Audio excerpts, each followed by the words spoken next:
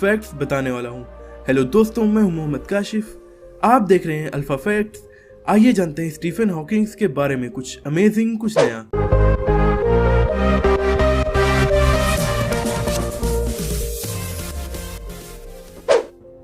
Stephen Hawking aliens पर यकीन रखते थे। यूनिवर्स हमारी नहीं बल्कि वैज्ञानिकों की सोच से भी कहीं ज्यादा बड़ा है। स्टीफन हॉकिंग का मानना था कि एलियन लाइफ सपोर्ट करने वाले लाखों ग्रह केवल हमारी मिल्की वे गैलेक्सी में ही मौजूद हैं। ऐसे में इंसानों का एलियन से सामना भी भविष्य में हो सकता है।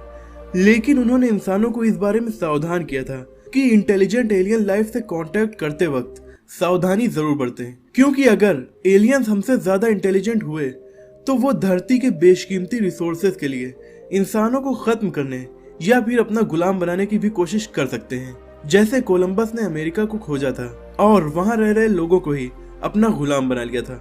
स्टीफन हॉकिंग ब्रिटिश थे।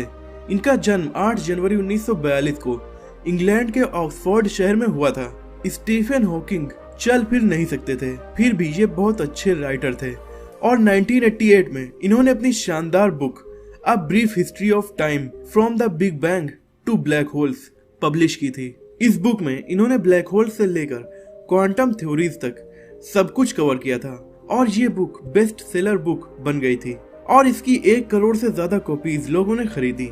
इसके अलावा भी इन्होंने बहुत सी बुक्स लिखी और बच्चों के लिए भी एक साइंस की बुक लिखी जिसका नाम है जॉर्ज सीक्रेट की टू द यूनिवर्स। एक शॉकिंग फैक्ट और, इतनी बड़ी बड़ी थ्योरीज देने के बाद भी स्टीफन हॉकिंग को कभी भी नोबेल प्राइज नहीं मिला।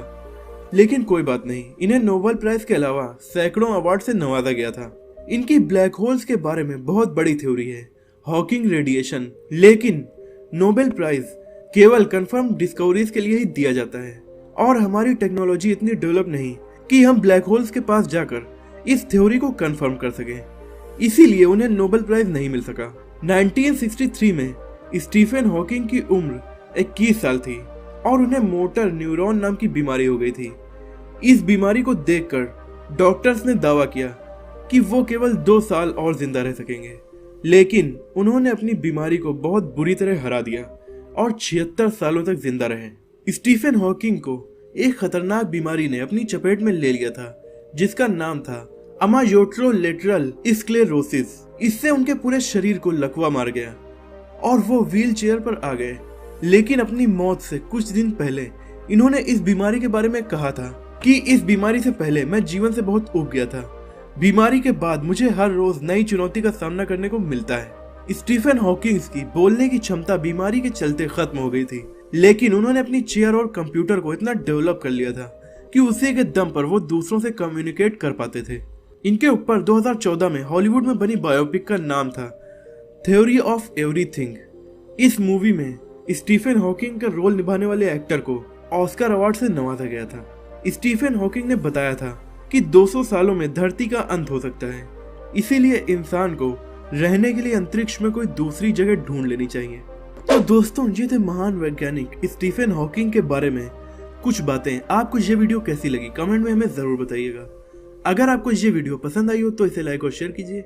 ऐसी ही अमेजिंग वीडियोस देखने के लिए हमारे चैनल को सब्सक्राइब करके बेल आइकन को दबा दीजिए। अगली वीडियो में आपसे फिर मुलाकात होगी।